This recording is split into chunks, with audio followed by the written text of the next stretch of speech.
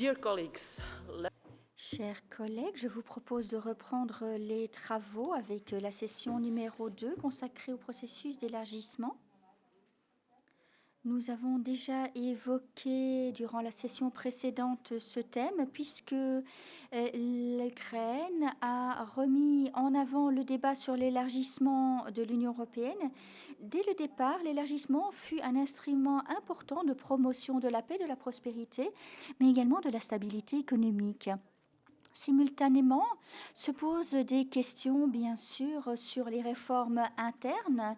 La Belgique est prête à appuyer les pays candidats à l'adhésion dans leurs efforts d'adhésion à l'Union européenne, mais l'Europe doit être prête à faire face aux épreuves de l'avenir.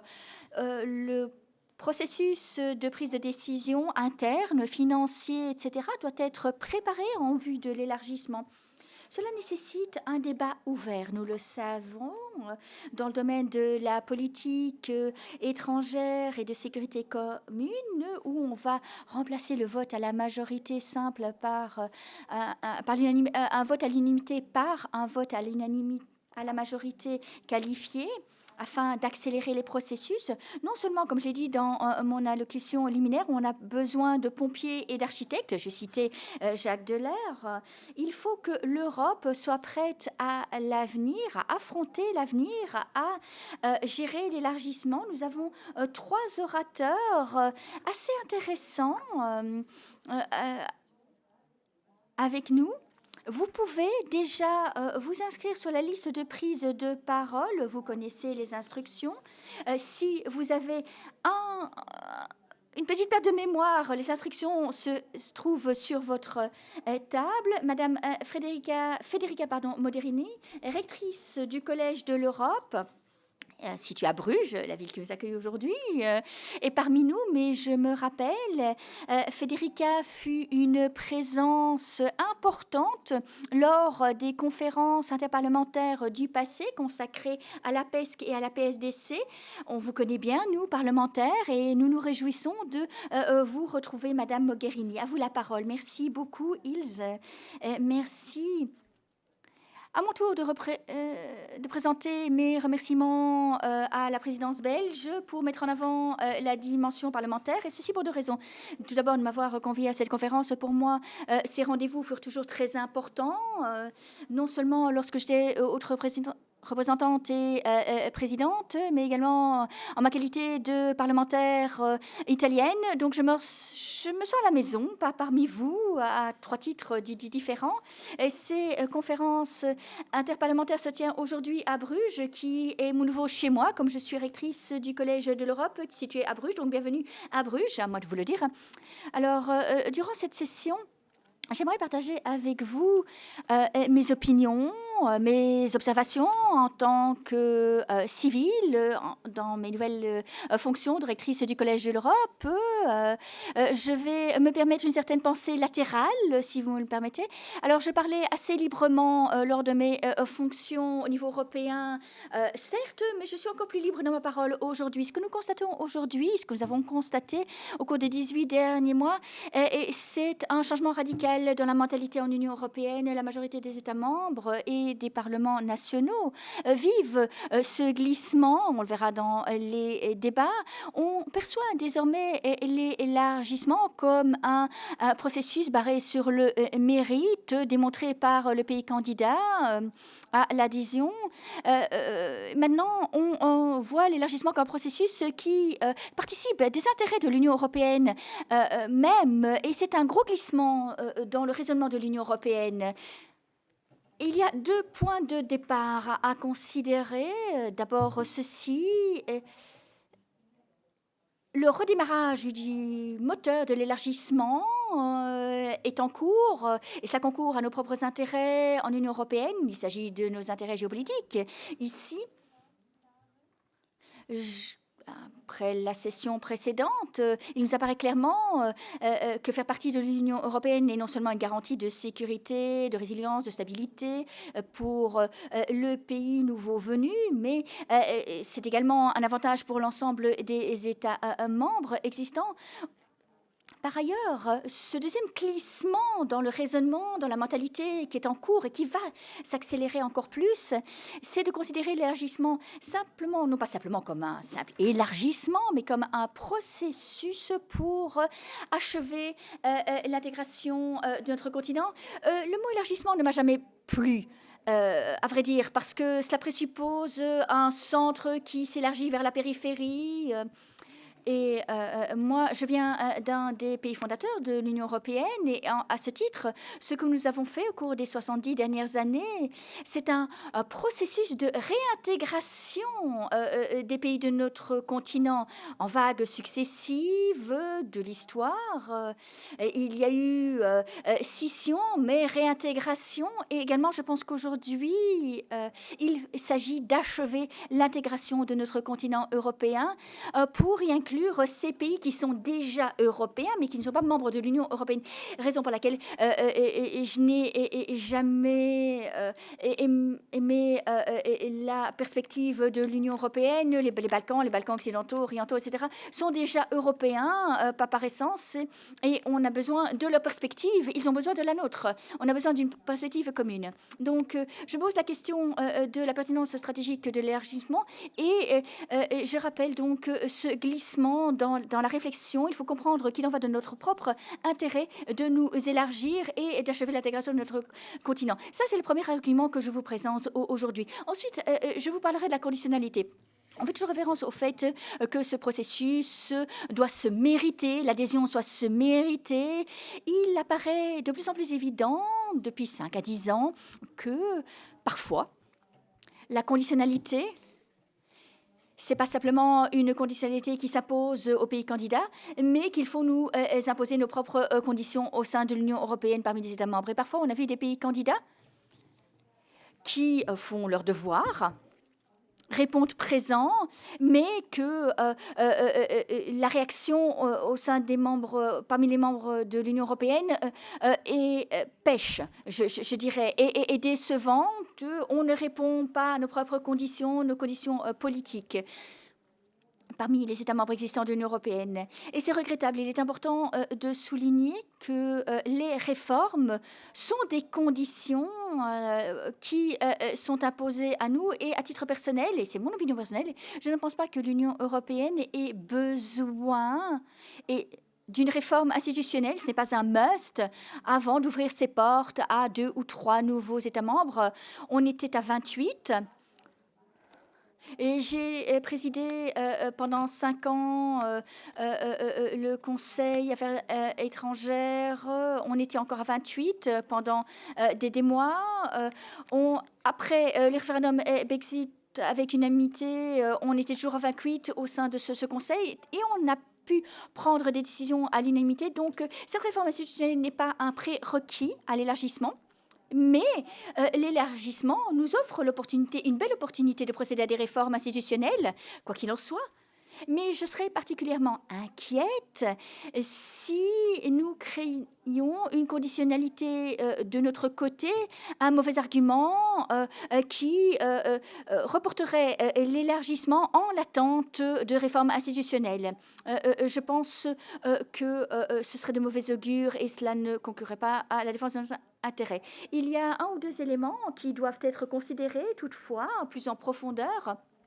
Plus que la réforme institutionnelle, c'est le budget et la révision de certaines politiques. Si nous imaginons une Europe non pas à 27 mais à 37, alors je me ferai peut-être l'avocat du diable, selon certains, mais je vous invite à réagir. Je ne vois pas pourquoi il serait impossible d'avoir 1 ou 2 États membres qui nous rejoignent à très très court terme, une fois que les conditions sont remplies du côté du pays candidat à l'adhésion. En tant que rectrice du Collège de l'Europe aujourd'hui, c'est la qualité en laquelle je me présente devant vous aujourd'hui. Je pense qu'un élément clé du processus, c'est l'enseignement et la formation. Je suis surprise, donc merci à l'appui de la Commission européenne, de son appui, merci à l'appui du Conseil. Pour la première fois, notre collège ouvre une nouvelle branche qui s'attarde sur sur le processus d'intégration, de transformation de l'Union européenne. Il s'agit de former une nouvelle génération de citoyens de l'Union européenne dans les pays existants, mais également dans les pays candidats à l'adhésion, sur les modes de fonctionnement du processus d'intégration de l'Union européenne et sur les passerelles à jeter entre ces pays et ces institutions qui ne font pas encore partie de l'Union européenne. Alors, c'est un travail que nous accomplissons déjà ici à Bruges et dans d'autres campus, notamment en Pologne, qui accueillent des étudiants et des fonctionnaires en provenance de 50 pays différents en Europe, donc bien au-delà des frontières de l'Union européenne. Et je suis ravie que nous ayons pu travailler à l'établissement de ce campus et d'un cursus et qui va participer à faciliter la prochaine vague d'élargissement, la prochaine vague d'adhésion à l'Union européenne. En tout cas, c'est ce que j'appelle de mes voeux. Thank you. Merci, Madame Mogherini, d'avoir parlé, non pas d'élargissement, mais de réintégration. Je pense que c'est une bonne mise en perspective. La parole est à Monsieur Gert Jan Koopman. Vous êtes très sollicité aujourd'hui. On vous retrouvera dans la prochaine session également. Vous avez la parole sur ce sujet également. Merci beaucoup, Madame la Présidente. Il est agréable de se retrouver dans ce deuxième panel. Il n'y en aura pas de troisième, je vous le promets. Je reviens sur ce que vient de dire Federica. L'élargissement en tant que politique, eh bien, il est à nouveau sur le devant de la scène. Il est vrai, comme elle l'a dit, que longtemps, on a été un peu réticent pour ce qui est, dans certains États membres, de prendre l'élargissement au sérieux. Et entre 2020 et 2022, il ne s'est pas passé grand-chose.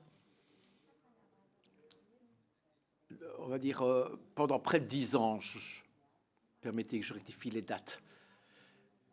Il est également juste de dire qu'en ce qui nous concerne, au sein de l'UE, il y avait de l'hésitation. Ce qui a vraiment changé du tout au tout depuis l'invasion russe de l'Ukraine, c'est que, en effet, la politique de l'élargissement a fait son grand retour, ce qui veut dire que les réformes dans les États candidats demeurent essentielles et que nous devons travailler bien plus intensément, comme nous l'avons fait lors des décennies précédentes, pour être sûr que ces réformes puissent être accomplies. Donc l'acquis communautaire, donc le corpus de législation, est 3 fois plus épais qu'il ne l'était au début des années 2000. L'élargissement, donc, ce n'est pas gagné d'avance, c'est un processus lourd. C'est comme si on devait réécrire le système d'exploitation sur un ordinateur. Nous avons des mises à jour à faire de temps à autre et ça change de façon quasi fondamentale la façon dont une économie et donc une société fonctionne. C'est un processus qui exige un effort poursuivi, un consensus sur tout le spectre politique d'un État candidat pour réussir. Je dois dire que compte tenu de la taille du défi, il y a eu une innovation dans la politique de l'élargissement. On n'en parle pas assez, mais c'est très important. Il y a des éléments de progressivité d'ores et déjà qui font qu'il est plus facile pour l'État candidat de se rapprocher. De nombreux États candidats participent dès à présent à des programmes communautaires en matière de transport et d'énergie. Nous avons plusieurs pays des Balkans occidentaux qui participent au marché intérieur du transport et de l'énergie. L'Ukraine aussi. Il est donc essentiel de rapprocher ces pays de nous. C'est un processus qui, dans le contexte géopolitique actuel, a vraiment son importance et je m'attends à ce que nous le renforcions. La Commission l'a proposé pour les Balkans occidentaux. Pour ce qui est du plan de croissance des Balkans occidentaux qui a été présenté en novembre dernier. J'aimerais également ajouter que les énergies dans les pays concernés sont bien plus mobilisées qu'elles ne l'étaient il y a quelques années à peine. Tout le monde comprend que l'élargissement pourrait bien se produire et certains États sont plus proches de la ligne d'arrivée que d'autres. Ici, j'aimerais me faire l'écho de ce qu'a dit Federica. Il n'est pas exclu que certains de ces pays se rapprochent de nous bien plus rapidement que ce que d'aucuns pensent. Et que ferons-nous? Je ne veux pas anticiper sur le débat qui se tiendra certainement en matière de réformes intérieures au sein de l'Union européenne qui sont nécessaires indépendamment de l'élargissement, comme nous l'avons dit à plusieurs reprises. Mais on pourrait effectivement discuter quant à savoir si l'élargissement limité à 1 ou 2 pays exigerait une mise en œuvre immédiate de ces réformes. La dynamique de l'élargissement a changé avec le trio à l'Est. Pendant longtemps, c'était les Balkans occidentaux et la Turquie. Après l'arrêt des négociations avec la Turquie en 2018, on ne s'est plus occupé que des Balkans occidentaux avec le trio à l'Est. Cela a changé du tout au tout et cela a donné une impulsion réelle au processus. Quatrièmement, nous avons tiré les leçons de l'élargissement. Cette politique n'est pas populaire dans tous nos États membres, car si nous terminions les négociations et s'il y a un gouvernement devait, par exemple, organiser un référendum sur l'élargissement, que se passerait-il? Nous ne le savons pas. Donc, nous avons mis l'accent sur les fondamentaux, état de droit, société conforme aux normes européennes, etc. Et c'est important vu le nombre de pays dont on parle. Et ici, je crois qu'il y a une juxtaposition très intéressante des besoins géostratégiques de l'élargissement d'une part, mais également on doit s'en tenir à un processus basé sur le mérite. Les réformes fondamentales doivent être prises, on ne peut les sacrifier sur l'autel de la géopolitique. Ce ne serait pas admissible. C'est pourquoi je répète ce que j'ai dit. L'élargissement, c'est dur. Ça ne se fait pas du jour au lendemain. Et ce n'est pas chose aisée. Pour savoir où nous en sommes aujourd'hui, après les décisions historiques prises par le Conseil européen en décembre dernier, à savoir l'ouverture de négociations avec l'Ukraine et la Moldavie, et même chose pour la Bosnie-Herzégovine,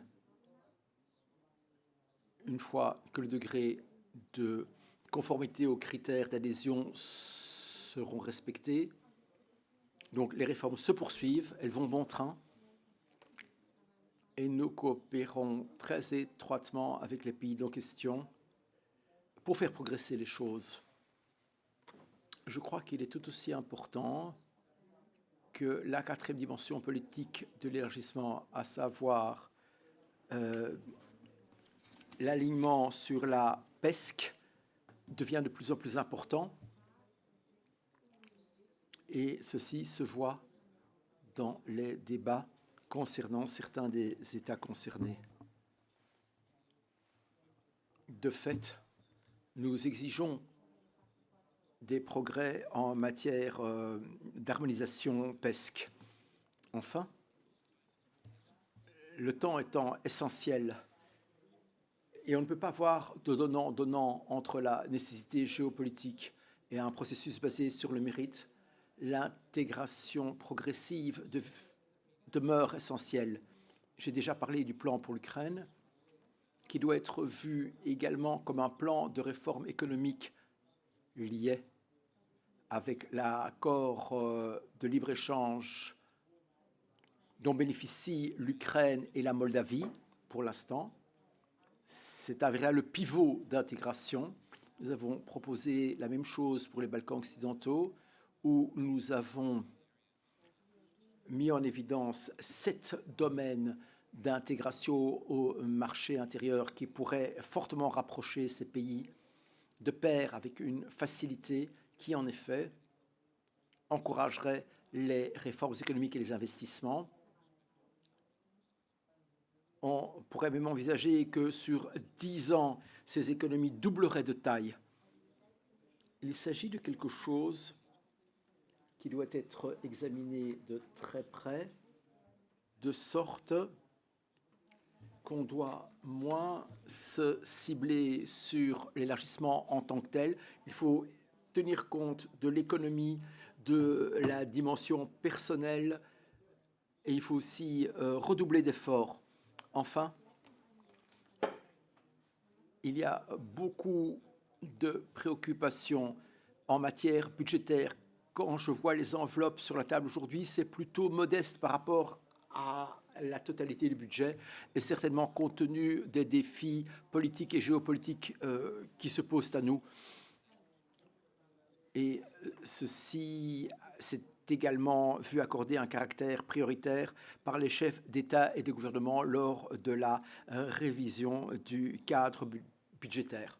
Bref, nous vivons des moments importants pour l'élargissement. Il faudra se pencher sur la question avec l'esprit ouvert, dans un esprit de coopération et de collaboration avec les États candidats. Ça va davantage se présenter comme ce qu'on a connu au début des années 2000 plutôt que ce qu'on a connu il y a 5 ans. Et nous avons toute raison d'être optimistes quand je vois tout ce qui a changé en matière de réforme, en matière d'approche intellectuelle de l'élargissement ces 2 dernières années. Et donc, en terminant sur ce point, j'aimerais mettre un message d'optimisme et d'espoir. Et j'attends avec intérêt vos questions et commentaires. Merci.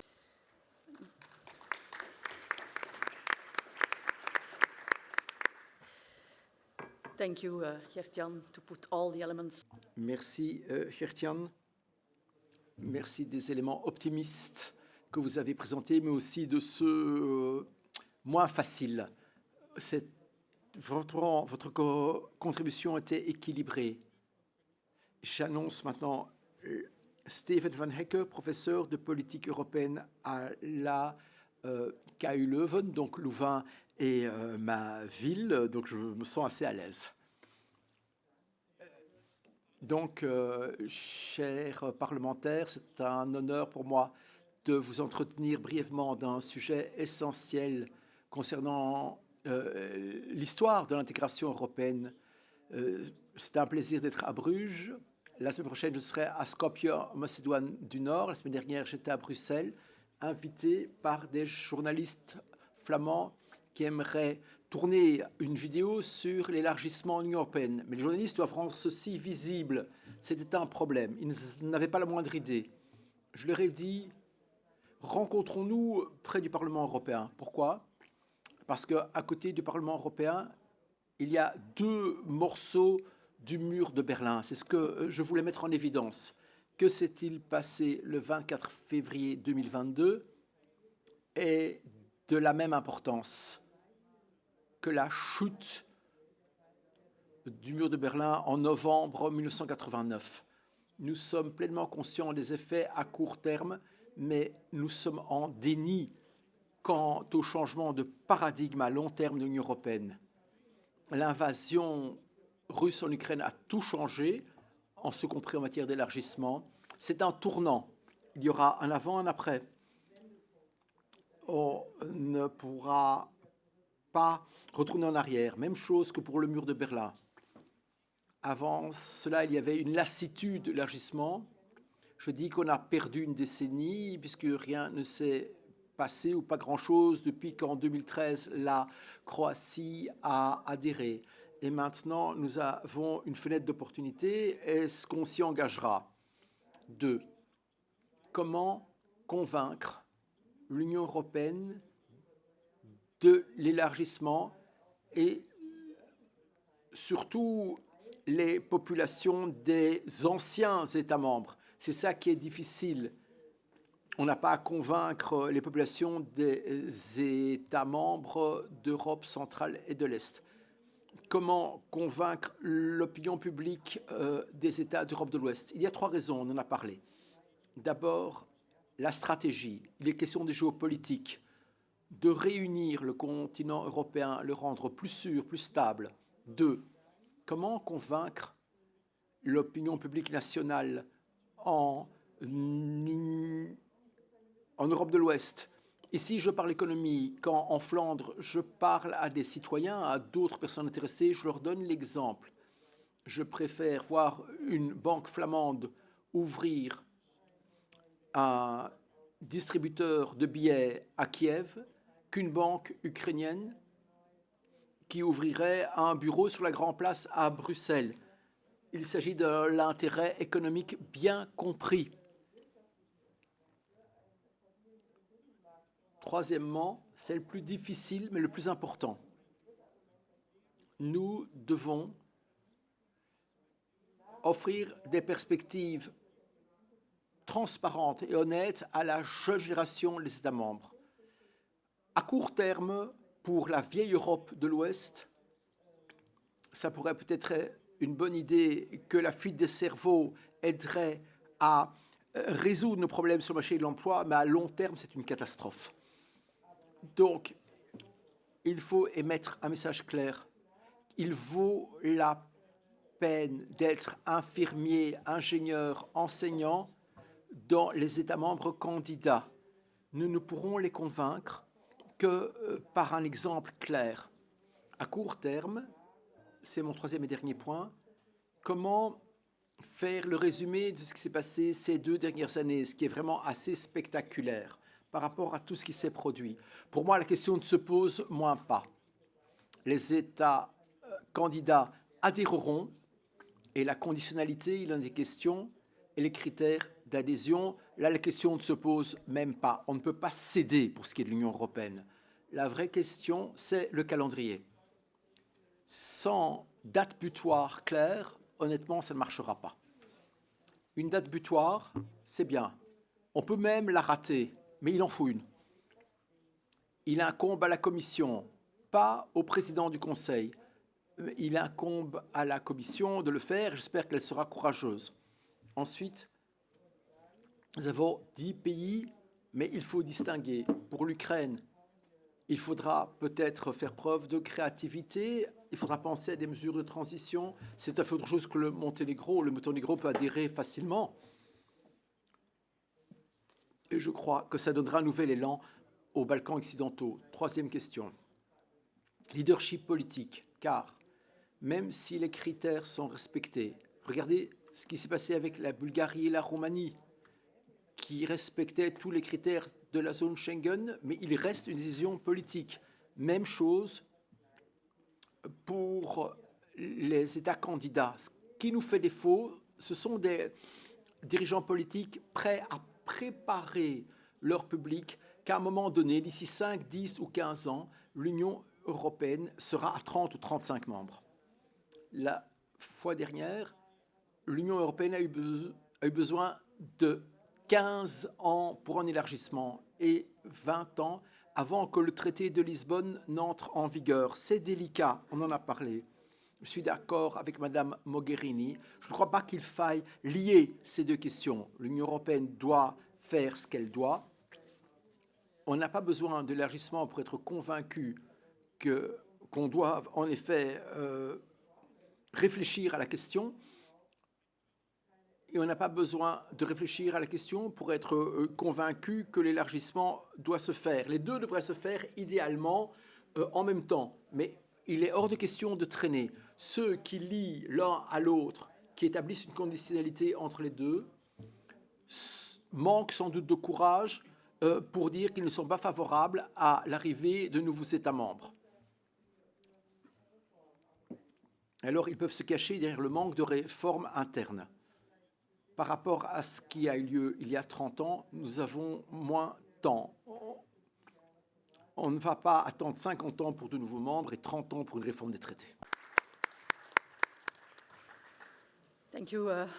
Merci Steven, professeur Van Ecke. De ce point de vue intéressant, nous nous sentons interpellés.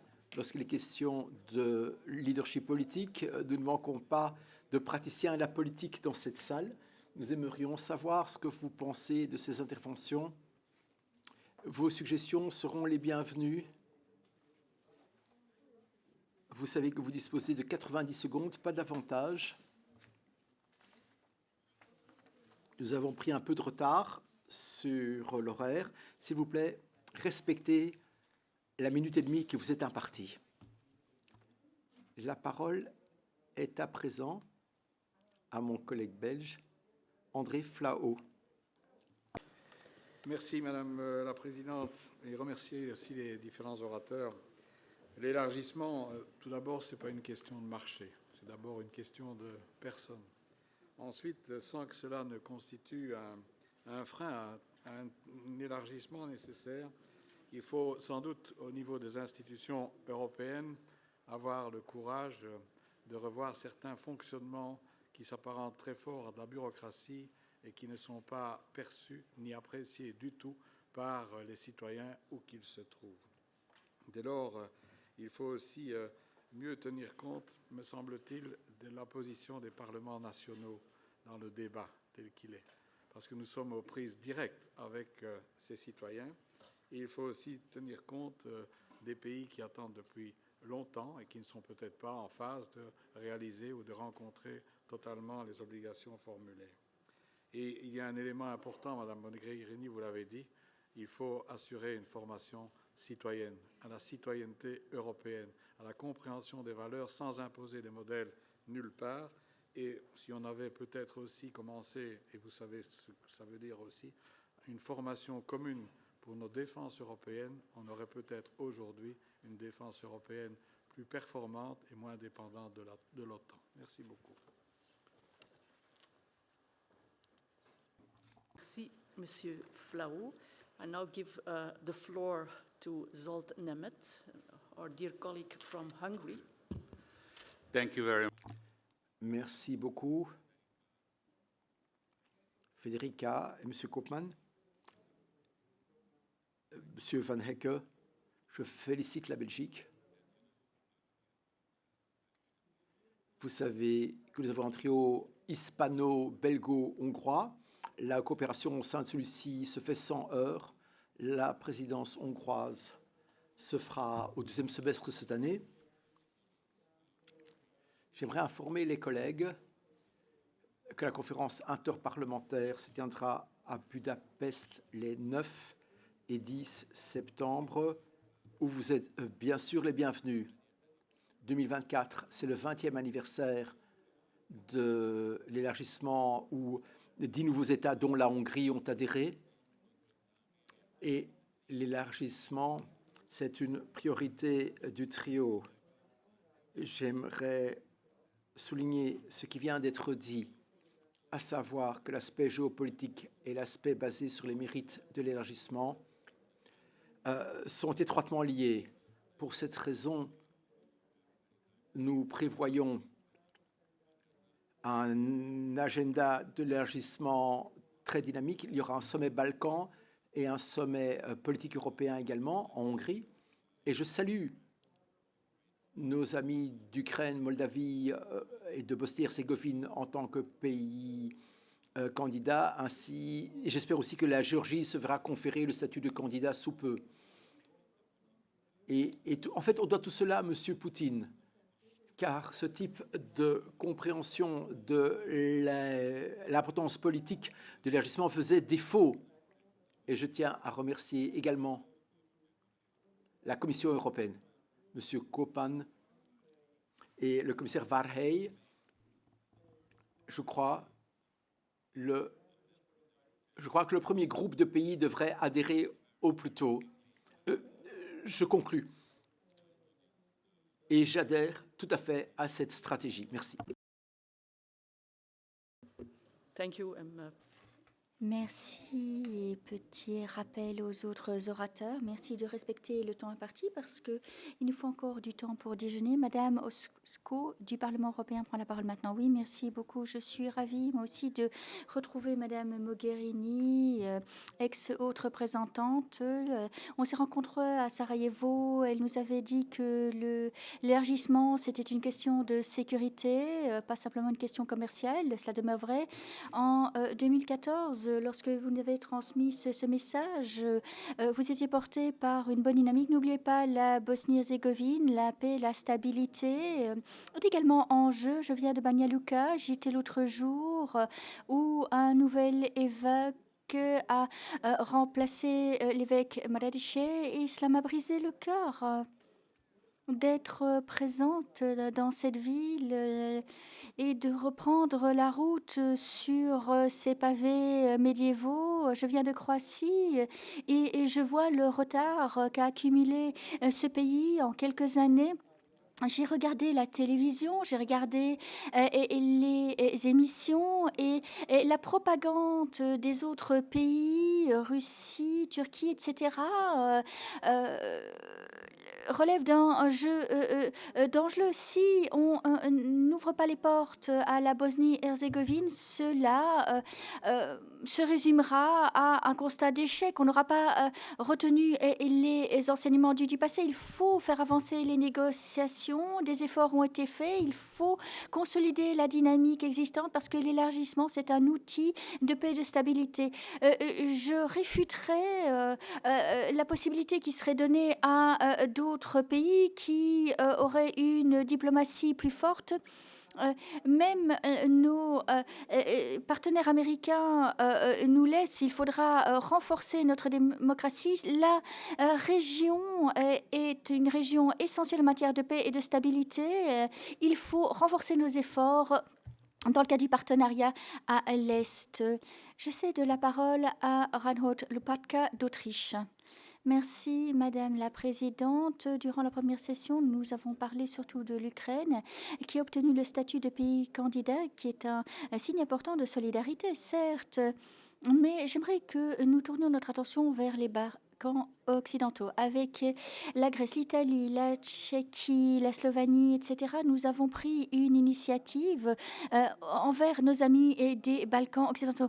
Nous avons la responsabilité commune de maintenir les Balkans occidentaux en bonne place de l'agenda d'élargissement. Alors, nous pourrions accélérer le processus d'élargissement. Nous en appelons à cela, nous en appelons aux institutions européennes pour la présentation d'un agenda clair en matière d'accélération de l'intégration avec des étapes concrètes sur la base d'une conditionnalité juste, équitable et des mérites démontrés. À défaut de quoi, on risque de déstabiliser la région qui est déjà victime de déstabilisation, de propagande, de manipulation, de politique, d'insécurité. Nous voulons renforcer une coopération, ce qui nous rendra plus efficaces pour résister aux pressions extérieures, pour contrer le récit de la Russie et d'autres. Et donc, il faudrait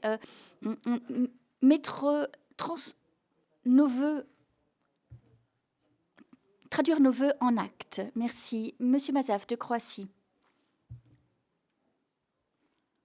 Merci, Madame la Présidente. Chers collègues, chers invités, je suis peut-être du pays le plus récemment accueilli dans l'Union européenne. Durant notre présidence du Conseil de l'Union européenne, nous mettons en avant notre agenda et le contexte de l'agression russe met en lumière d'autres facteurs sur lesquels il faut travailler d'urgence pour maintenir la liberté et la stabilité en Europe. La Croatie appuie le processus d'élargissement parce qu'elle le considère comme un investissement dans la paix et la stabilité à l'avenir. Nous saluons la décision du Conseil de décembre 2023 pour l'ouverture des négociations d'adhésion avec la Moldavie et l'Ukraine, ainsi que l'octroi du statut de pays candidat à la Géorgie. Merci. Nous applaudissons l'engagement de l'Union européenne envers les pays des Balkans occidentaux. Nous voulons que leur processus d'adhésion soit accéléré sur la base d'une conditionnalité équitable. Je saisis l'opportunité qui m'est donnée pour vous rappeler que en République tchèque et dans d'autres pays, les ministres des Affaires étrangères ont adopté une déclaration qui soutient fortement l'élargissement de l'Union européenne vers les Balkans occidentaux. La décision de l'année dernière de octroyer le statut de pays candidat à la Bosnie-Herzégovine se fonde sur des considérations stratégiques et la politique d'élargissement est l'instrument le plus efficace et puissant de stabilisation pour l'Union européenne. Oui, merci beaucoup. Parole à Chypre. Merci. Je suis en faveur de l'élargissement, mais force est de constater que l'élargissement est synonyme ou doit s'accompagner du renforcement de l'achèvement donc de l'Union européenne. Permettez-moi d'insister sur la nécessité des réformes et sur la conditionnalité. Tous les bienfaits d'un élargissement est associé à cet effet transformatif qui est impliqué dans le processus. Tous les pays se réforment, s'adaptent. Je serais très déçue si, par exemple, nous acceptions comme membre un pays qui ne respecte pas les droits de l'homme ou dont la politique étrangère s'aligne sur la politique du Hamas ou de Poutine. Mais quel accomplissement serait à mettre à notre crédit si, via le processus d'élargissement, le pays candidat se muait en une véritable démocratie libre, alignait sa politique étrangère sur la politique étrangère de l'Union européenne, et si, dans les faits, elle devenait véritablement européenne, cette candidate à l'adhésion. C'est ça tout le principe de l'élargissement. C'est pourquoi il faut insister sur un élargissement basé sur le mérite et sur les réformes. Merci. Merci. J'aimerais vous indiquer que nous avons clos la liste des prises de parole. Il y a encore 20 personnes sur la liste. Merci beaucoup de participer au débat. Mais le temps est compté. Nino Piccola du Parlement européen prend maintenant la parole. Merci, Madame la Présidente de séance. Compte tenu des circonstances, oui, c'est vrai, les Balkans occidentaux ont le potentiel de résoudre des problèmes de longue date au travers de réformes démocratiques et d'intégration. Mais si ces processus, ces efforts sont ralentis par un renforcement des conditionnalités posées par l'Union européenne et si ces pays étaient exposés à beaucoup plus de manipulation et d'influence de la part d'autres sources, eh bien l'élargissement ne sera pas possible. Une bonne préparation est essentielle pour le reste des élargissements. Quelques points clés. Tous les pays candidats devraient être jugés sur la base de leurs propres mérites.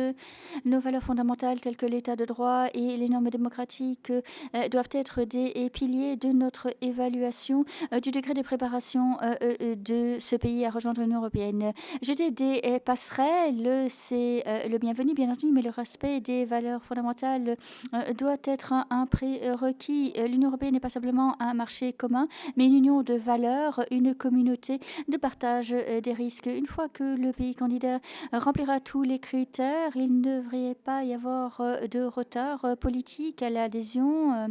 Les réformes internes doivent avancer en parallèle. L'élargissement de l'Union européenne est une des politiques qui est le plus couronnée de succès.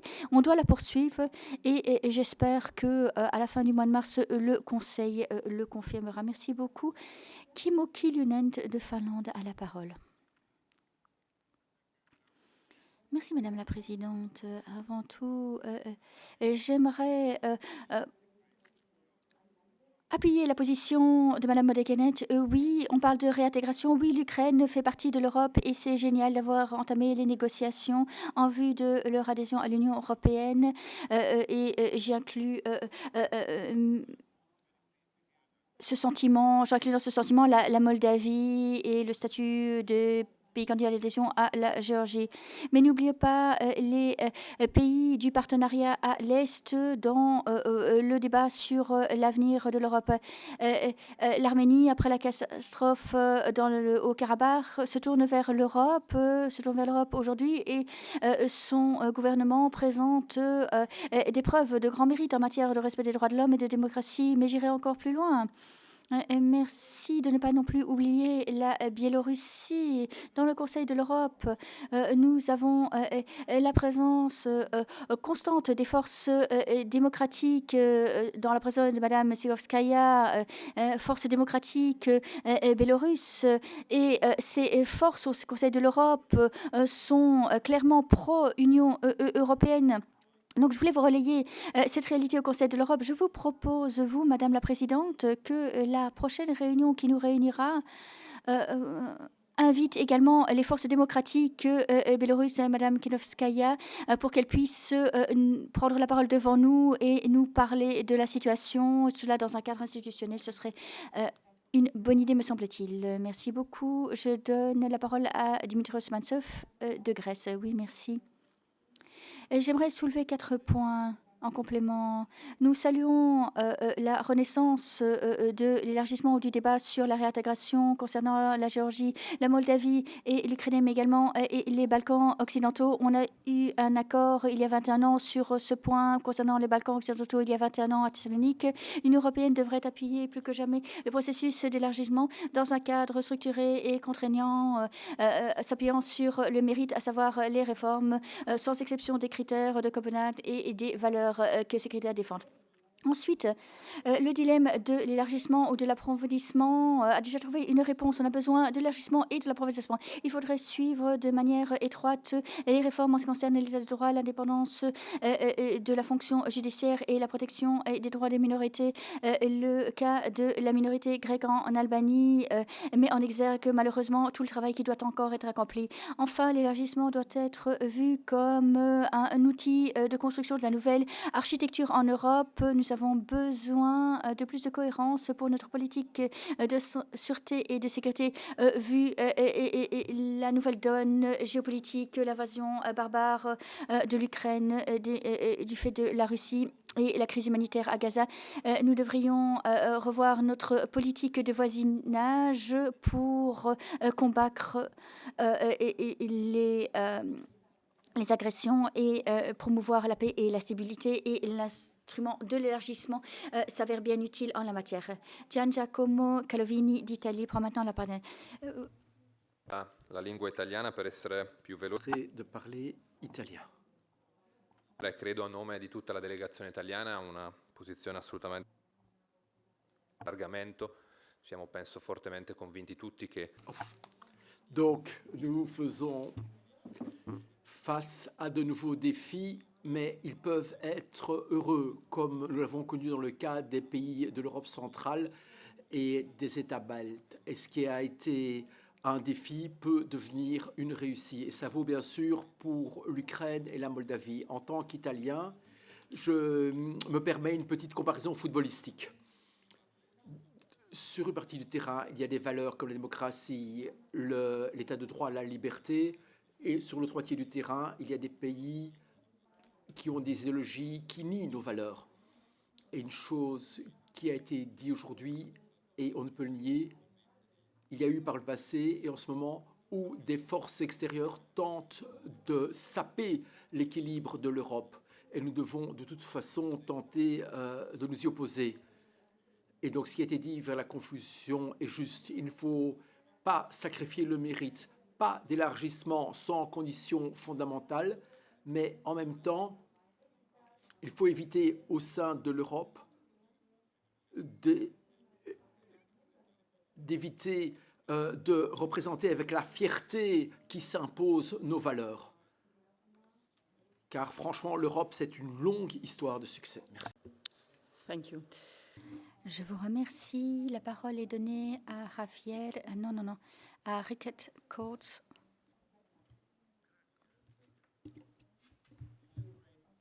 L'Ukraine nous montre que l'élargissement est une nécessité stratégique Cela se vaut également pour les Balkans occidentaux et la Moldavie. Il y a encore deux questions à résoudre de manière simultanée. Tout d'abord, il faut résoudre le conflit à l'est et puis le grand conflit au sud. Et les réponses apportées à l'est semblent bonnes. Nous avons formé, nous avons livré des armes, mais sur le front du sud, sur le front méridional, il faut mener une politique correcte.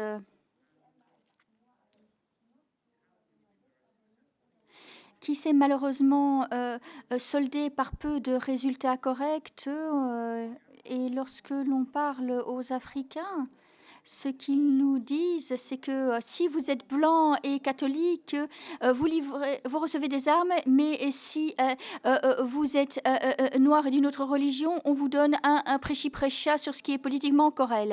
Et cela se solde par des morts, pas milliers, parce que nous envoyons certaines personnes à la mort parce que nos politiques pêchent. Il faut résoudre ce problème. Il faut prendre ses distances par rapport au politiquement correct et faire preuve de plus de pragmatisme. Par ailleurs, on ne peut pas décrocher une unanimité, bloquer des résolutions. L'unanimité n'est plus de mise. Il faut passer à la majorité qualifiée. Merci. La parole est à Richard Coles de Lettonie. Merci Madame la Présidente. Cela fait 20 ans que la plus grande vague d'élargissement a accueilli nos pays et l'Union est toujours là, forte, unie, plus que jamais. Et c'est de bon augure. N'hésitons donc pas à poursuivre la politique d'élargissement auprès de 10 autres pays. Tous ceux qui ont participé à l'Union européenne, comme nous, peuvent le dire. On a eu un grand boost de notre économie, un grand gain en termes de sécurité. Donc, il faut accorder cela à d'autres pays. Oui, plus de principes de défense de l'état de droit, etc. Mais une conditionnalité indispensable, c'est une conformité pleine et entière aux politiques étrangères de sécurité commune et de sécurité de défense commune. Aucune exemption sur ces politiques. C'est en remplissant ces conditions que les candidats pourront nous rejoindre. Parce que en ces temps de guerre, la PESC et la PSDC sont essentielles. On assistera donc sur un alignement. Alors, trop de règlements tue le règlement. Alors, simplification, oui, la prochaine commission, le prochain Parlement devront s'atteler à la simplification. Donc, entrer une loi adoptée, une loi biffée. Ne multiplions pas de manière artificielle les règles auxquelles devraient se conformer les États candidats. Oui, Madame Katsunias de Lituanie. Monsieur. Katsunias, oui, bravo Madame la Présidente de séance. C'était pas mal au niveau de la prononciation de mon patronyme. La Russie envisage deux types de voisinage. D'une part, les pays sous leur contrôle plein et entier, et puis les pays qui se rebifferaient. Alors là, la Russie les saperait. Je pense que l'Union européenne est une histoire à succès et la Moldavie l'est tout en temps. Mais la fin de l'année s'annonce difficile en Moldavie. Des élections présidentielles sont programmées. Cela changera peut-être tout à fait la donne. Il y aura également le référendum d'adhésion à l'Union européenne qui se tiendra à la fin de l'année. Soyez assurés que la Russie va tenter tout et n'importe quoi pour saper ce processus de consultation populaire et d'élection, des informations, manipulation, etc. Proposition à la Moldavie de rejoindre la Fédération de Russie. Ils ne reculeront devant rien. Les pressions russes s'appliqueront plus que jamais. Qu'est-ce qu'on a prévu en tant que plan B pour que la Moldavie soit prête à réagir aux pressions, aux manœuvres, aux manipulations russes pour que la Moldavie puisse survivre? est-ce qu'on a déjà un plan d'aide en la matière pour la Moldavie? Je donne la parole à Baum de Luxembourg. Thank you. As far as the Merci. Eu égard au processus d'élargissement et d'intégration, il est clair que la Russie essaye d'élargir son cercle d'influence dans les Balkans, comme on l'a vu lors des derniers scrutins. Pensez-vous qu'il serait utile ou envisagez-vous la possibilité d'accélérer les négociations avec les pays où il y a déjà de la propagande contre l'Union européenne qui a cours? Compte tenu des relations diplomatiques compliquées entre la Bosnie, le Kosovo, la Serbie, pensez-vous que ces 3 pays devraient rejoindre l'Union européenne à la même date? Merci beaucoup. Je vais céder la parole à Carmelo Abdella de Malte. Merci, Madame la Présidente. Voici un débat bien intéressant, à l'écoute des points soulevés par nos orateurs invités, mais également à l'écoute de mes collègues. Je pense que de nombreuses idées sont tout à fait valides et j'aimerais en rappeler une qui me parle, non pas parce qu'elle est meilleure que l'autre, mais toutes les sources d'inquiétude se valent. Selon moi, le processus d'élargissement ou de réintégration, comme l'a baptisé Federica, des pays des Balkans, va dépendre de l'issue ultime que l'on vise. Est-ce que c'est le processus politique qui va prévaloir avec tous les efforts déployés pour l'intégration de l'acquis, ou est-ce que cela va dépendre de la possibilité de ces pays à prendre la décision de concrétiser leurs aspirations, les aspirations portées par leur jeunesse? Qu'est-ce qui va peser le plus dans la balance? Oui, je suis tout à fait d'accord avec ceux qui disent qu'il faut poursuivre notre appui infaillible envers les principes du respect des droits de l'homme, état de droit, etc. Mais c'est un processus en 2 temps. Hein. Nous, États membres existants, devons également faire connaissance avec ces pays candidats. Ma question est, avons-nous tout à gagner à faire le chemin ensemble ou pas? Est-il dans l'intérêt de prolonger l'attente? Ma conclusion est qu'il ne faut pas nécessairement attendre les réformes institutionnelles, parce que je pense que l'Union européenne gardera en pertinence dans son proche voisinage si elle s'élargit à plus d'États membres. Merci. Titus Corlatian de Roumanie a maintenant la parole. Merci. Tout d'abord, merci à nos orateurs invités de leur contribution d'excellentes factures. Pour un pays tel que le mien, la Roumanie, qui, en effet, et je citerai l'orateur, est toujours bloqué a toujours été bloqué par veto d'un État membre avant de rejoindre l'espace Schengen, droit de veto qui est octroyé par les traités de l'Union européenne. Et je parlerai d'un souci qui est valide pour mon pays et pour les Balkans occidentaux. Il faut travailler à l'avancement de l'intégration des 2 dimensions européennes et transatlantiques. Nous sommes à l'interface de cela. À Thessalonique, nous avons appuyé un agenda qui veut que la seule solution pour les Balkans, c'est une pleine intégration avec l'ensemble des acteurs. Nous avons perdu un temps précieux parce que nous avons perdu l'intérêt géopolitique pour cette région, et si nous quittons la place, eh bien, elle sera vite prise par d'autres, les Russes par exemple. Bonne nouvelle en provenance des Balkans. Dans ces circonstances particulièrement complexes, nous avons besoin de relancer les relations positives entre l'Union européenne et la Turquie.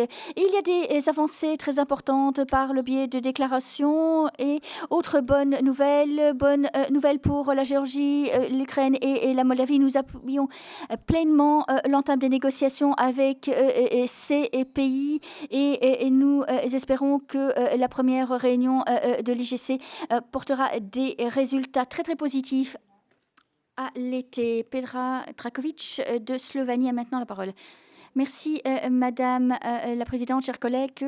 Alors, c'est vrai que nous vivons de nombreuses crises et changements géopolitiques, raison pour laquelle la Slovénie estime que l'Union européenne doit rester unie, coordonnée dans ses efforts sur ces dossiers afin de renforcer son positionnement en tant qu'acteur sur l'échiquier international. Les processus de transformation sont importants, même plus que jamais, en ces temps difficiles.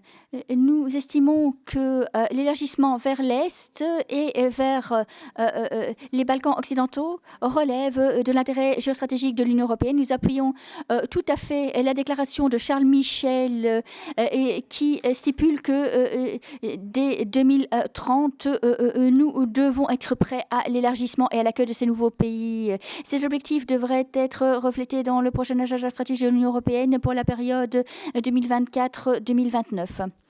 Et le budget à long terme de l'Union européenne pour la période 2028-2034. Avant tout, il faut travailler à l'intégration de ces pays du Balkans occidentaux, la Moldavie, la Géorgie, l'Ukraine.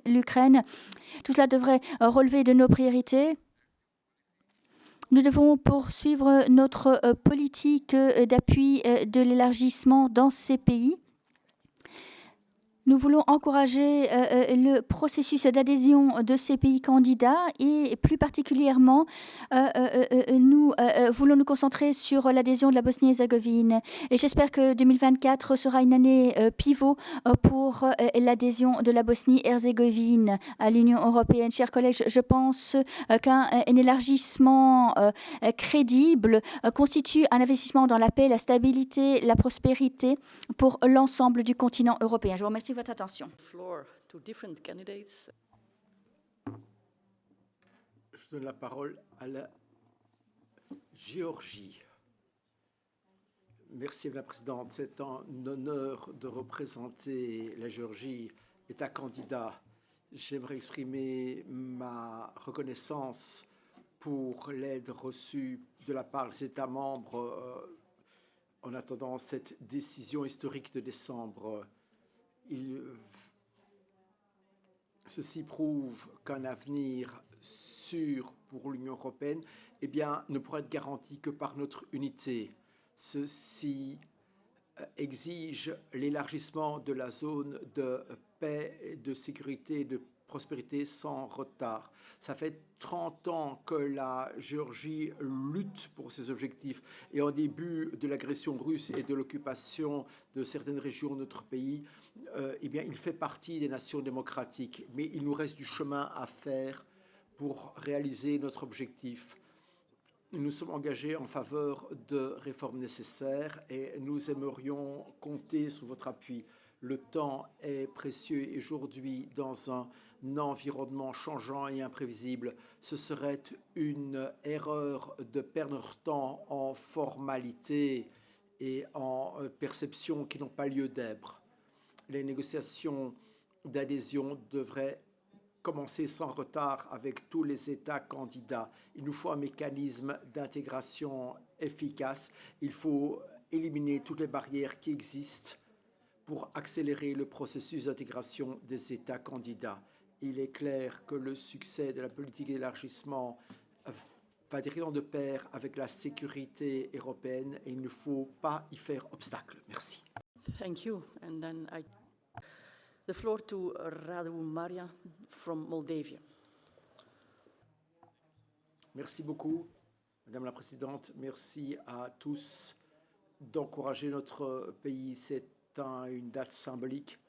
4 en mars 2022, nous avions déposé notre demande d'adhésion dans le contexte de l'invasion russe de l'Ukraine. Il est clair maintenant que nous n'avons qu'un seul choix, c'est d'adhérer à l'Union européenne.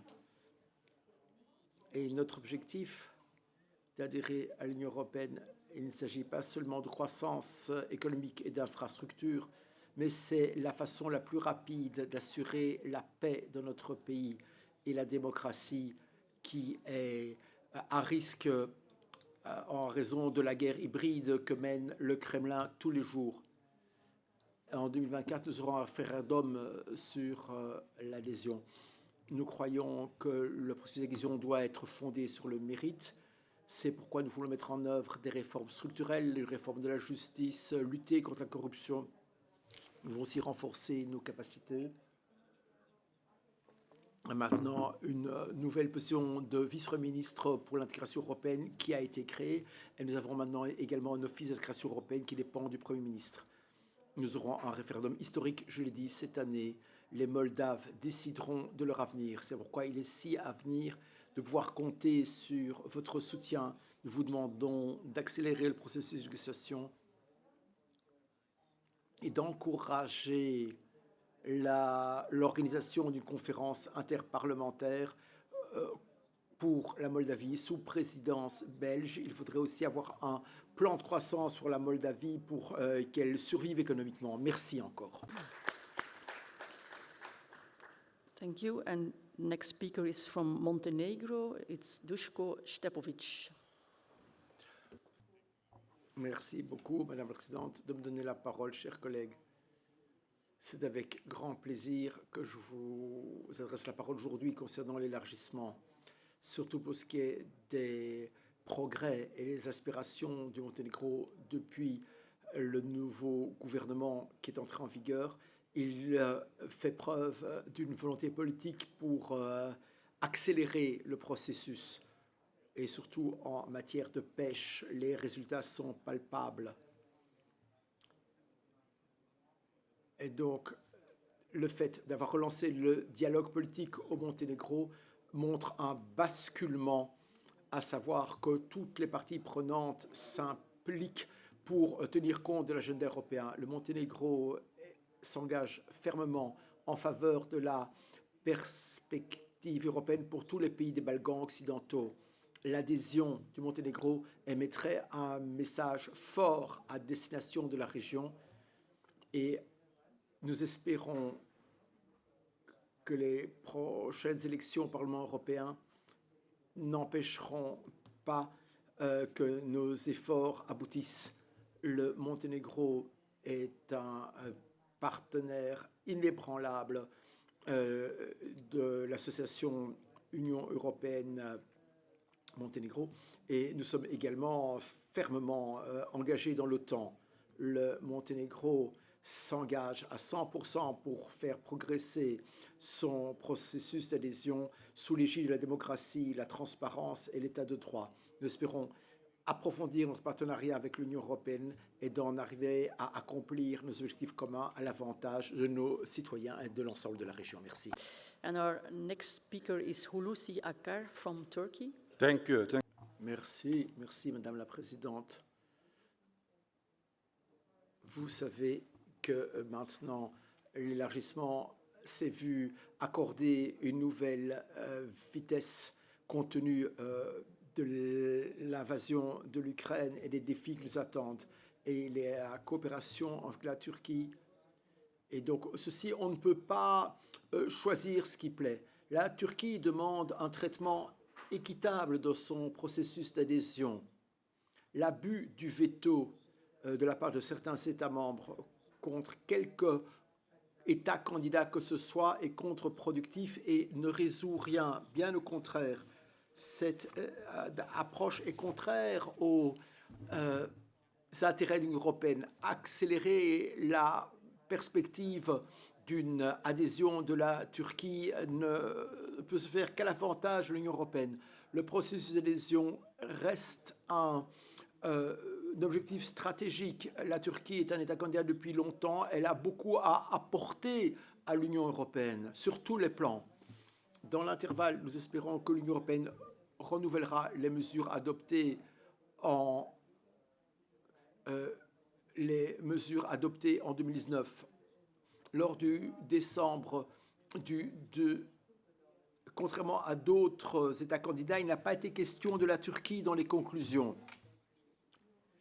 Donc, le haut représentant et la Commission avaient écrit des conclusions concernant la Turquie. Il n'en a pas été question dans le rapport final. Nous espérons qu'on reviendra sur la question lors du prochain sommet en mars avec l'aval du Conseil européen pour qu'on puisse renforcer notre coopération dans tous les domaines, dont la défense et la politique extérieure. Merci. Thank you. And then I give the floor again to Ivana Klimpush from Ukraine. Merci beaucoup. En effet, nous sommes tout à fait d'accord avec Federica. Il s'agit d'une réintégration de l'Europe. L'Ukraine revient aux liens historiques, culturels, d'où la Fédération de Russie, l'Empire russe, etc., a tenté d'empêcher ce processus pendant des siècles. Nous sommes reconnaissants de la décision prise en décembre 2023 pour ce qui est de l'ouverture des négociations d'adhésion avec l'Ukraine et la Moldavie. Et c'est de la plus haute importance, c'est d'accorder l'état de candidat à la Géorgie. Nous gagnons tous du processus de transformation que nous connaissons dans nos activités d'intégration européenne. Et le fait qu'on accorde de l'attention à nos réformes intérieures, eh bien, nous aimerions qu'on y accorde encore davantage d'attention, car c'est à l'avantage de tous les États membres. Nous espérons que le cadre de négociation fera l'objet d'un accord lors de la conférence intergouvernementale sous présidence belge. J'aimerais savoir quelles sont les attentes en matière de calendrier pour ce qui est de ce cadre de négociation. Merci. Thank you. And then I give the floor to Vasileios Ypsilantis from Greece.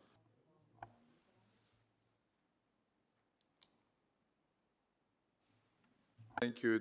Merci. Madame la Présidente, chers collègues, la position de mon pays est que les réformes de l'Union européenne pourraient se faire parallèlement avec le processus d'adhésion. Et je crois que l'Union européenne est prête à l'élargissement. En même temps, faisons en sorte que l'intégrité et l'acquis européen soient maintenus. L'Union européenne doit s'élargir pour stabiliser son voisinage immédiat et s'opposer à l'influence russe croissante dans la région. L'Union européenne et ses futurs États membres doivent être préparés à exécuter les réformes requises dans 3 domaines surtout: capacité d'agir, budget, état de droit. Merci beaucoup. Thank you. And then I give the floor to Minas Lidika from Lithuania.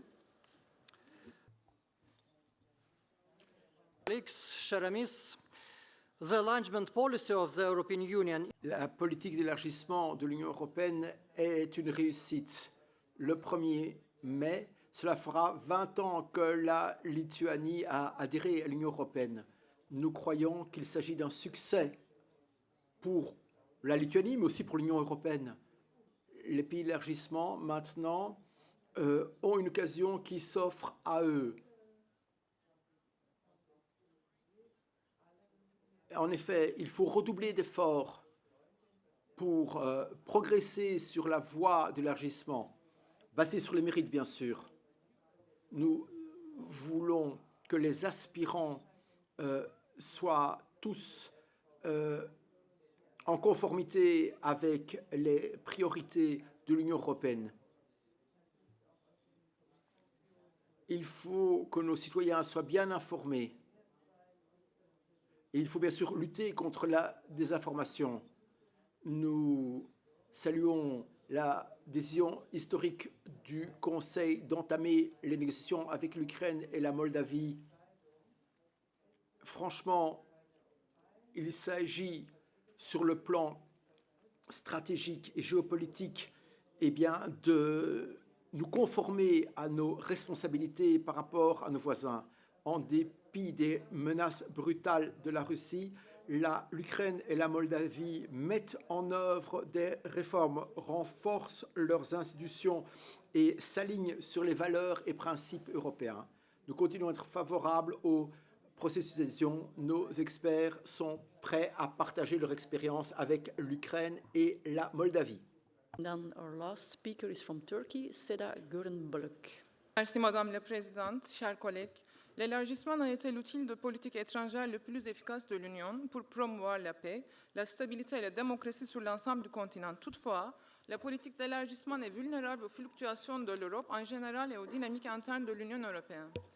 Nous saluons les récentes évolutions positives de la politique d'élargissement, en particulier le lancement des négociations d'adhésion avec la Moldavie et l'Ukraine, l'octroi du statut de candidat à la Géorgie et les progrès réalisés dans les pays des Balkans. Compte tenu des développements géopolitiques, nous pensons qu'il est impératif de maintenir vivante la perspective de l'Union européenne dans les Balkans et nous soutenons la politique d'élargissement dans la région. Alors que l'Union européenne a récemment fait preuve d'une volonté politique relativement décisive pour l'adhésion en général, nous ne voyons pas une telle volonté pour la Turquie, malheureusement. Au cours de les dernières décennies, les États membres ont de plus en plus influencé la politique d'élargissement en fonction de leurs intérêts nationaux. L'Union européenne doit prendre des mesures concrètes pour empêcher cette nationalisation de la politique d'élargissement. La Turquie est le pays le plus touché par cette politique de nationalisation. Après l'ouverture de négociations en 2005, des blocages politiques manifestes et cachés ont été imposés sur de nombreux chapitres, la plupart liés à la question chypriote. L'Union européenne devrait se renforcer par de nouvelles réformes et procéder à une évaluation complète de la crédibilité de sa politique d'élargissement. La Turquie fait géographiquement, historiquement, politiquement et socialement partie des Balkans et joue un rôle indispensable et constructif dans la stabilité et la prospérité de la région. La Turquie n'est ni un acteur extérieur, ni un concurrent de l'Union européenne dans les Balkans. Nous sommes un partenaire important pour obtenir des résultats qui bénéficieront à l'ensemble de la région. La Turquie et l'Union européenne ont pour objectif commun d'établir et de maintenir la paix et la stabilité et de promouvoir le développement économique dans les Balkans. À ce jour, le maintien de la stabilité dans les Balkans est encore plus important en raison des préoccupations géopolitiques. Le renforcement de la coopération entre la Turquie et l'Union européenne servira mieux cet objectif. Je vous remercie. Thank you all for your valuable contribution. Je remercie tout le monde de vos contributions et le fait que vous ayez grosso modo respecté l'horaire. Je redonne la parole aux membres de la tribune qui auront quelques minutes. Vous ne devez bien sûr pas répondre à toutes les questions délicates, mais rien ne vous empêche de le faire. La parole est d'abord à Federica Mogherini. First of all, Pour commencer, je vous remercie des excellents commentaires et questions. Je pourrais, je crois, refiler la patate chaude à d'autres. Qui a été posé sur le rôle des parlements nationaux. Je pense que c'est un élément clé. Premièrement pour la composition de cette salle, mais aussi pour le lien avec le travail que les parlements nationaux font, pas seulement pour représenter l'opinion publique, mais aussi pour former l'opinion publique. Il y a une responsabilité politique et institutionnelle que je trouve est très importante. Et si la politique d'élargissement de l'Union européenne est effectivement maintenant redémarrée, a redémarré le moteur, je pense que le rôle des parlements nationaux va être de plus en plus important dans les années qui viennent. Donc j'espère et je pense que cette assemblée va être utile aussi pour permettre aux différents comités des parlements nationaux de jouer à plein leur rôle, surtout sur ce qui concerne les valeurs, la citoyenneté européenne, l'identité européenne même. And on this, let me switch to English. Je repasse à l'anglais. Je crois qu'il y a un éléphant dans la pièce que personne n'a nommément mentionné, et ce sera important pour nous tous par rapport à certains des défis auxquels nous faisons face. Nous entendons dire que nous devrions faire preuve de prudence dans l'élargissement, car il y a un risque de baisse des normes en matière d'exigence.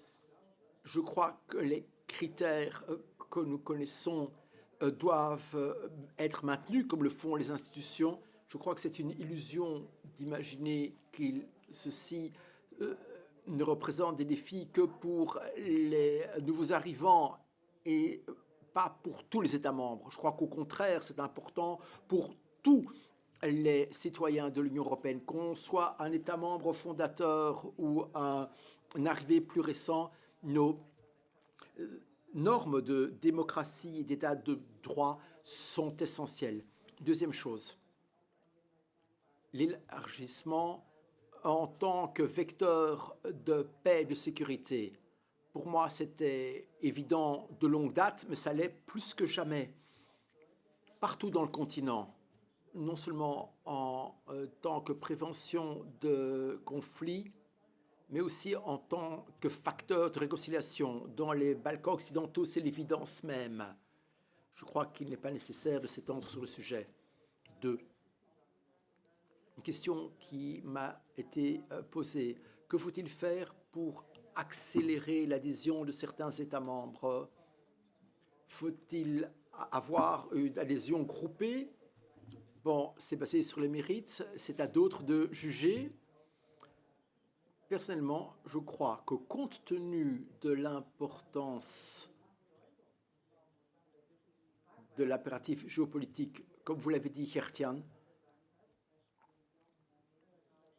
et compte tenu de ce que certains États membres sont déjà membres de l'OTAN et tout à fait en ligne avec la PESC, j'aimerais beaucoup, à titre personnel, que certains États membres adhèrent, non seulement pour des raisons géopolitiques, mais aussi pour démontrer que la crédibilité du processus d'élargissement est rétablie.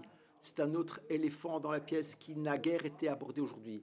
Il y a un manque de crédibilité du processus, surtout pour ce qui est des Balkans occidentaux.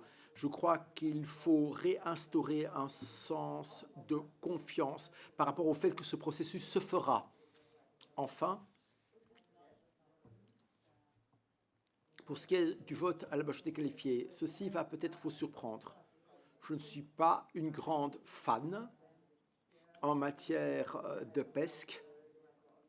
Je sais que c'est opinion minoritaire, mais je crois qu'en matière de politique étrangère et de sécurité, l'appropriation par les États membres est essentielle. Je crois qu'on peut décider à l'unanimité, ce qui me paraît possible pour autant que la volonté politique soit présente.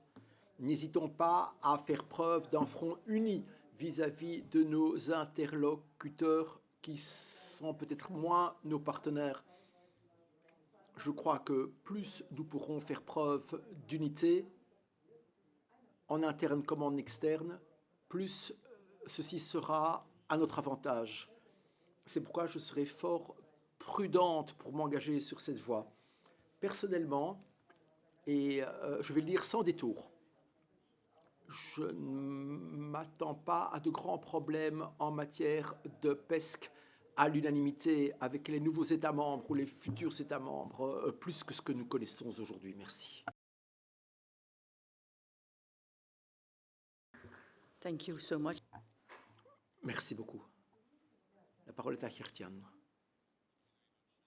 Merci beaucoup. Ce ne sont pas les questions qui manquent. Je reprends là où Federica s'est arrêtée. Il a des questions de la vitesse et qui est en tête du peloton. Techniquement, je peux dire qu'il y a un État candidat qui est le plus avancé, c'est le Monténégro. C'est un fait. La question est de savoir à quelle vitesse peut-on progresser maintenant. Il semble qu'un nouvel élan ait été donné. Question suivante. Comment les choses se présenteront-elles pour ce qui est d'attirer de nouveaux candidats? Est-ce qu'on va progresser un par un ou par groupe? Il s'agit de questions véritablement politiques. Je suis d'avis qu'il faut tenir compte du fait que si les pays sont prêts, les faire attendre très longtemps poserait problème. À titre purement personnel, j'envisagerais plutôt une adhésion par petits groupes, dès qu'ils sont prêts. La crédibilité du processus d'élargissement, je suis content qu'on en ait parlé. Certainement, la question se pose dans les Balkans occidentaux. Ici, je crois que ce nouvel élan au niveau de l'Union européenne, je crois, est évident. Soyons honnêtes. Lors de la prise de décision au Conseil, il faudra résister à la tentation de traiter de questions bilatérales dans le cadre de l'élargissement. Le risque existe toujours. C'est pourquoi je crois qu'à plus long terme, cette question d'unanimité de certaines étapes du processus mériterait qu'on l'aborde avec la plus grande prudence. Pour ce qui est d'autres pays, deux étaient mentionnés expressément, l'Arménie et la Turquie. La Turquie qui est un État candidat, je le rappelle à ceux qui l'auraient oublié, d'accord, les négociations sont gelées, mais de pair avec le haut représentant, nous avons préparé un rapport suggérant des actions concrètes. La Turquie est un partenaire concret et dans le cadre des domaines identifiés, nous avons, tout comme la Turquie, à y gagner l'un et l'autre. J'espère qu'on pourra relancer le processus rapidement. L'Arménie, ça c'est autre chose. Là, nous avons augmenté notre aide financière et économique. Le pays doit décider vers quoi il s'engage. Il fait face à de nombreux pays économiques, militaires. En ce qui nous concerne, nous croyons que l'Union européenne doit être aux côtés de ce pays. Mais ce processus devra franchir différentes étapes et ça risque de ne pas être très rapide.